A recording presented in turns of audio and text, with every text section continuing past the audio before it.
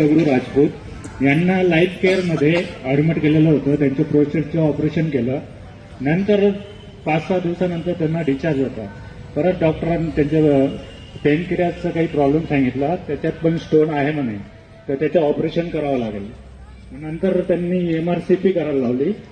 तर त्या दिवशी आमच्या बिल्डिंगमध्ये लताताईकडं यांच्याकडं एसडीची आगमन झालेलं होतं.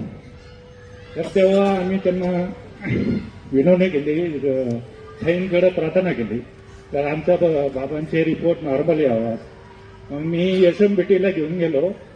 तर तिथं MRCPमध्ये सकाळी रिपोर्ट आले, तर नॉर्मल आलं. तर डॉक्टरांनी सांगितलं तर रिपोर्ट नॉर्मल आहे, तर तुम्ही घरी घेऊन जाऊ शकता.